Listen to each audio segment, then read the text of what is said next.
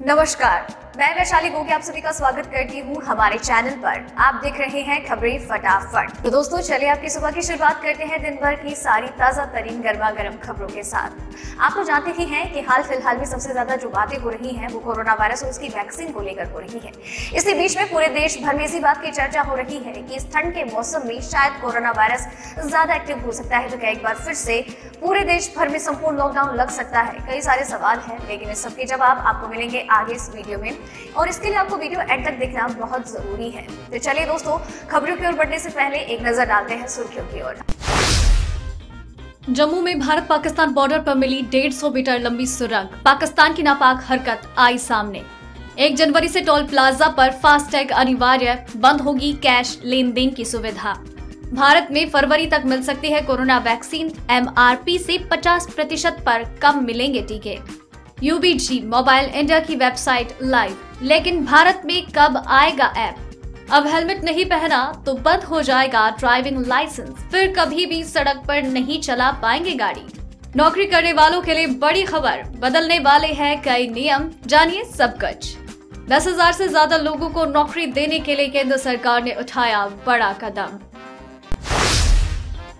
जी हाँ दोस्तों, ऐसी और भी कई खबरें और अपडेट्स निकल कर सामने आ रही है, जिनके बारे में सबसे सही और सटीक जानकारी हम आप तक सबसे पहले पहुंचाते हैं, और आपको इन सबकी जानकारी आगे इस वीडियो में मिलेगी भी। इसी के साथ आपको ये भी कहना है कि इस वीडियो को बनाने में मुझे बड़ी मेहनत लगती है, और आप भी इस मेहनत की कदर करते हैं और हमें पूरा प्यार और सपोर्ट देते हैं, और इसीलिए आप वीडियो को एंड तक देखते हैं, जिसका हम तहे दिल से शुक्रिया अदा करते हैं।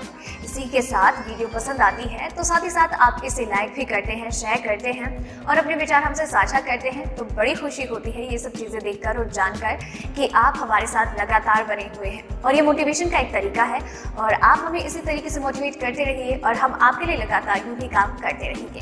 तो चलिए दोस्तों, अब खबरों को एक एक करके जान लेते हैं। देश में कोरोना वायरस के संक्रमितों का आंकड़ा 91 लाख को पार कर गया है। अब तक 91,39,866 लोग संक्रमित हो चुके हैं। 24 घंटे में कोरोना के 44,059 नए मरीज सामने आए हैं। बीते दिन 41,024 लोग रिकवर हुए और 511 की मौत। संक्रमण के चलते जान गंवाने वालों की संख्या 1,33,738 हो गई। राहत की बात तो ये है कि अब तक 85,62,642 लोग ठीक हो चुके हैं। अभी 4,43,486 मरीजों का इलाज हो रहा है। चलिए बढ़ते हैं अगली खबर की ओर।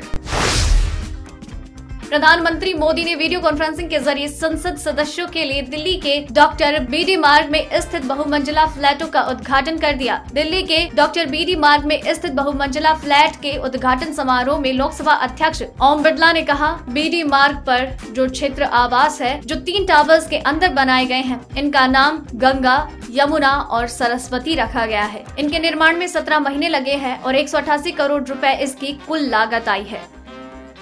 चलिए बढ़ते हैं अगली खबर की ओर। 1 जनवरी से सभी 4 पहिया वाहनों के लिए फास्टैग को अनिवार्य कर दिया गया है। डिजिटलीकरण को बढ़ावा देने के लिए केंद्र सरकार सभी टोल प्लाजा पर कैश लेन देन को पूरी तरह से खत्म कर रही है। NHAI के परियोजना निदेशक ने बताया कि केंद्र सरकार 31 दिसंबर तक 100% तक करना चाहती है। ऐसे में अगर वाहन मालिक ने अपने वाहन पर फास्टैग नहीं लगवाया तो हाईवे पर 1 जनवरी से असुविधा हो सकती है। NHAI के अनुसार आप फास्टैग को किसी भी बैंक से 200 रुपए में खरीद सकते हैं। वहीं आप फास्टैग को कम से कम 100 रुपए से रिचार्ज करवा सकते हैं। चलिए बढ़ते हैं अगली खबर की ओर। जम्मू कश्मीर के सांबा जिले में भारत पाकिस्तान इंटरनेशनल बॉर्डर पर 150 मीटर लंबी सुरंग का पता लगा। बताया जा रहा है कि नगरोटा मुठभेड़ में मारे गए आतंकवादियों ने इस सुरंग से घुसपैठ की थी। सुरंग को BSF और जम्मू कश्मीर पुलिस के गश्ती दल ने खोजा। ये टनल अंतर्राष्ट्रीय सीमा पर गांव रिगाल के पास मिली, जो 0 लाइन के पास है। उन्होंने कहा, इंटरनेशनल बॉर्डर पर इस सुरंग का मिलना ये साफ करता है कि पाकिस्तानी सेना आतंकियों की मदद कर रही है। आतंकियों की ट्रेनिंग से लेकर उनकी लॉन्चिंग तक का पूरा जिम्मा पाक सेना के पास है। पाकिस्तान सेना भारतीय क्षेत्र में आतंकियों की घुसपैठ करवाने में कोई कसर नहीं छोड़ रही। चलिए बढ़ते हैं अगली खबर की ओर। PUBG मोबाइल की वापसी भारत में हो रही है। इस बात की जानकारी तो आपको होगी ही, लेकिन कब? लगातार ये चर्चा हो रही है कि भारत में PUBG मोबाइल इंडिया कब आएगा। PUBG मोबाइल इंडिया भारत में south Korean company PUBG corporation लेकर आ रही है, जो क्राफ्टोनिंग के तहत आती है। हाल ही में PUBG मोबाइल इंडिया की ऑफिशियल वेबसाइट लाइव भी कर दी गई। PUBGMobile.in वेबसाइट पर PUBG mobile India coming soon का बड़ा बैनर लगा है। यहाँ PUBG वाला लेवल 5 हेलमेट है और एनिमेटेड दिया गया है, जो कि दिवाली पर ही PUBG ने भारत में वापसी का ऐलान किया था। चलिए बढ़ते हैं अगली खबर की ओर।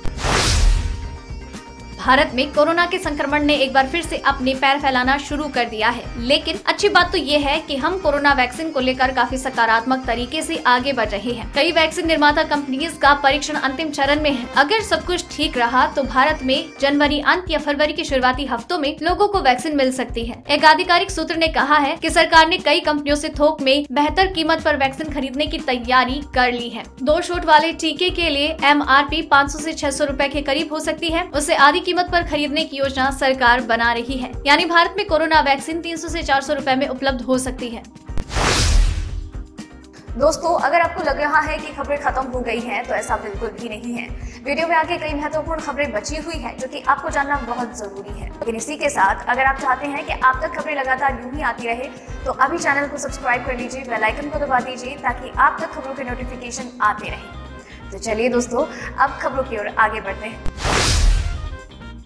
सरकारी तेल कंपनियों ने सोमवार को पेट्रोल डीजल के दामों में बढ़ोतरी का ऐलान किया। आज दिल्ली में पेट्रोल 81.53 रुपए और डीजल 71.25 रुपए, मुंबई में पेट्रोल 88.23 और डीजल 76.86, कोलकाता में पेट्रोल 83.10 और डीजल 83.10 है। चेन्नई में पेट्रोल 84.59 और डीजल के दाम 76.72 रुपए प्रति लीटर है।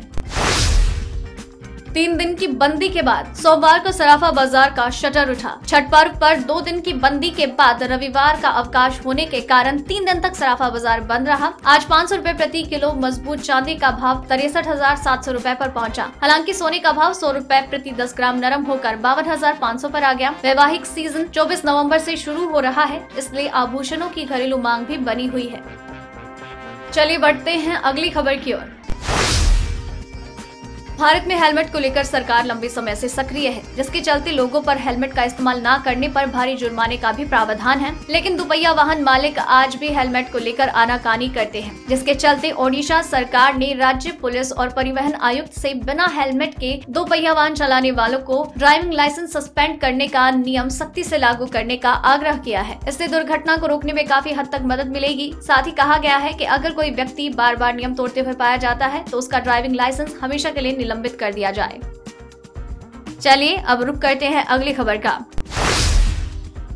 केंद्र सरकार नौकरी करने वालों के लिए बड़ी राहत देने की तैयारी कर रही है। केंद्रीय श्रम और रोजगार मंत्रालय ने 19 नवंबर 2020 को व्यावसायिक सुरक्षा, स्वास्थ्य और कार्य स्थिति संहिता कई नए नियम बनाए हैं, जिनका सीधा फायदा नौकरी करने वालों, मजदूरी करने वालों और माइग्रेंट वर्कर्स को मिलेगा। इन नियमों का उद्देश्य सुरक्षा, स्वास्थ्य और काम करने की स्थिति को अच्छा और सरल बनाना है, जिससे कर्मचारियों को बेहतर सुविधा मिल सकती है। इन सभी नियमों को अधिसूचना की तारीख से 45 दिनों के अंदर पेश किया जाना है। नए नियम लागू होने के 3 महीने के अंदर किसी भी कंपनी के प्रत्येक कर्मचारी को नियुक्ति पत्र यानी अपॉइंटमेंट लेटर देना जरूरी है। इसके अलावा फ्री में टेस्ट, ओवरटाइम और महिला कर्मचारियों के लिए भी नियम तैयार किया गया है। चलिए बढ़ते हैं अगली खबर की ओर। केंद्रीय फूड प्रोसेसिंग उद्योग, कृषि एवं किसान कल्याण, ग्रामीण विकास तथा पंचायत राज मंत्री नरेंद्र सिंह तोमर की अध्यक्षता में हुई बैठक में 320.33 करोड़ रुपए की परियोजना लागत के साथ 28 फूड प्रोसेसिंग यूनिट्स को मंजूरी दे दी गई है। 10 राज्यों में स्वीकृत इन परियोजनाओं से 10,000 से ज्यादा लोगों को रोजगार मिलेगा। इनमें पूर्वोत्तर भारत की 6 परियोजनाएं भी शामिल है। केंद्रीय मंत्री तोमर ने वीडियो कॉन्फ्रेंस के माध्यम से प्रधानमंत्री किसान संपदा योजना की फूड प्रोसेसिंग एवं परीक्षण क्षमता सृजन या विस्तार योजना के तहत प्राप्त प्रस्तावों पर विचार के लिए अंतर मंत्रालय अनुमोदन समिति की बैठक की अध्यक्षता की। तो दोस्तों, आज के इस वीडियो में बस इतना ही। खबरों का ये सिलसिला यही खत्म करते हैं, लेकिन आप तक खबरें लगातार यूं ही पहुंचाते रहेंगे। आप बस चैनल को सब्सक्राइब कर लीजिए और साथ ही में बेल आइकन को भी दबा दीजिए, ताकि खबरों का नोटिफिकेशन आप तक लगातार पहुंचता रहे। वीडियो पसंद आई तो इसे लाइक और शेयर करें। अगर वीडियो एंड तक देखा है देन मेक श्योर कि आप अपना नाम मेंशन करें और साथ ही साथ खबरों के बारे में अपने विचार भी हमसे साझा करें। धन्यवाद।